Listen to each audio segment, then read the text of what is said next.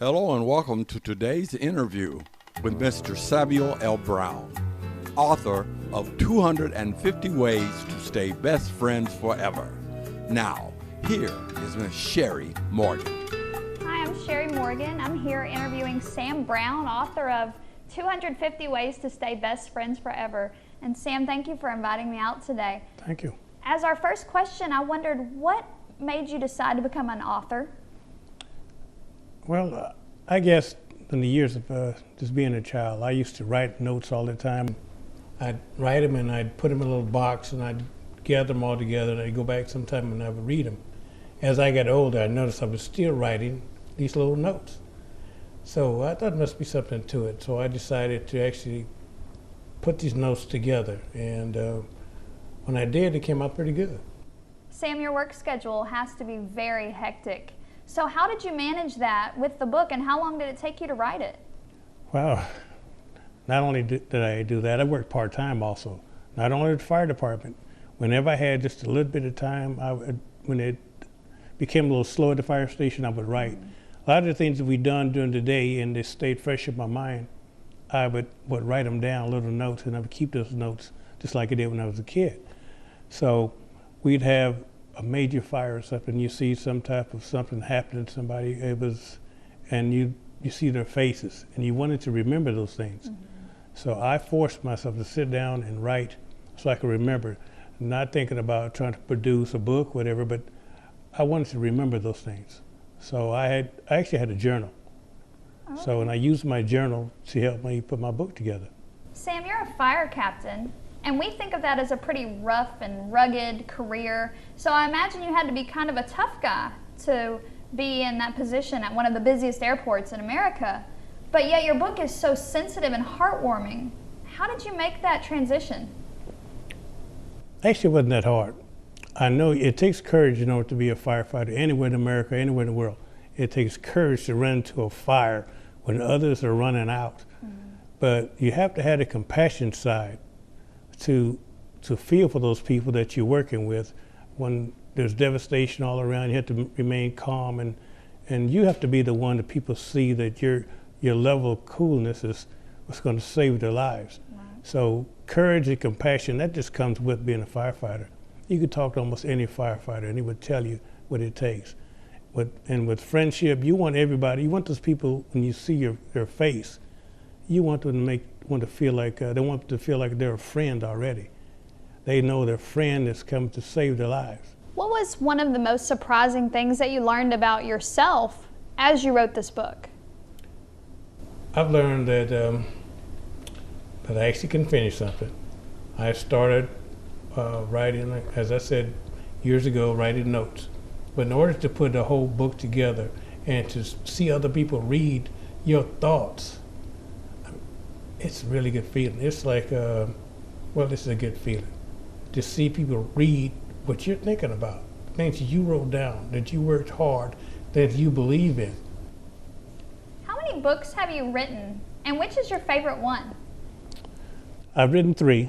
It takes a while. You start and you stop, and you raise children in between. This book is my favorite because I've put so much time and effort in my thought process of making sure I got this right. Because the way things are now, everyone is in need of something and someone. So I feel like this is it. And I've made this a personal effort to make this book my best, and I really enjoy it. And I love to see when people read it and the looks on their faces and the questions they want to ask me why I did it. Mm-hmm. And they actually can see that I care, and I want them to understand that I care. That's why I wrote this, and this is my favorite book. Sam, who is your publisher for this book, and how did you even go through that process of getting your book published? Well, Bonnie Marshall, who's a publisher of Kip & Kenuta World, I met her at a party, and we got to talking, and she has big ideas, and my idea is not as big as hers, but she's making me have big ideas. And she's helping me to get to this level where I can publish this and this book. And I tell you what, I didn't think I'd do all this. Mm-hmm. She's actually that good. So Bonnie Marshall really did help me out with this, and I think with her help, the sky's the limit. You said in the intro of your book, and this was kind of a strong statement, that at times friendship or the term could become disingenuous. Can you elaborate on what you meant? Well, all those who say to your friends, they're not your friend. So those words are easy to say. Like some people like to say, I love, they throw that word out, it's easy. Friendship is another word they throw out, I'm your friend. But you have to really pay attention to what they're saying. Actions speak louder than words. They can tell you they're your friend, but when your back is against the wall, where were they? It takes a lot. So people need to actually stop using those words. If you don't feel it, you don't believe it, don't use it. You wrote such a great book that could really be for anyone who wants to become a better friend. Where would someone find this book if they wanted to purchase it? Or you can buy the book on this website here, Amazon.com, online bookstores, and other stores that are coming soon. It'll be pretty easy to find. We'll make our stuff available to everyone who wants the book. While I was reading the book, I saw the most amazing metaphor comparing friendship that can be broken to a broken vase. So no matter how much we glue the pieces back together, we can still see the cracks, just like in friendship. What made you think of such a wonderful metaphor like that? Friendship involves trust. Once you lose trust in any relationship, the friendship is probably doomed to fail. I did it one time. I broke a vase, and I thought I was really good with my hands, and I used all the intricate things I needed to do to put this vase back together. But I could see broken lines. The lines were still there. They were minimal, but they were there, and I knew they were there. That's how it is in relationships. Once that trust is broken, you know those lines are there. No matter how much glue you use, they're still there. You can see them, and you can feel them. Trust is everything. I noticed that this book was not only just a book to read, but it was also a self-help kind of workbook. And you had a place at the beginning and at the end of the book to list friends. Was there a reason behind that? Well, at the beginning, we all think that we have the friends that we need, or we know who our friends are. As you start at the beginning of the book, you start thinking that friendship means just knowing somebody because you go to the movies together. And I thought about if you list those at the beginning, your thoughts may change toward the end, who is really your friends. The friend that's taking you to the movies all the time maybe just want you to pay for the movie. But those that are there when the times are hard, when your back is against the wall, when you didn't have money to go to the movies, when you didn't have anything at all, those are the people who are going to be listed at the back of your book, and you know who those people are.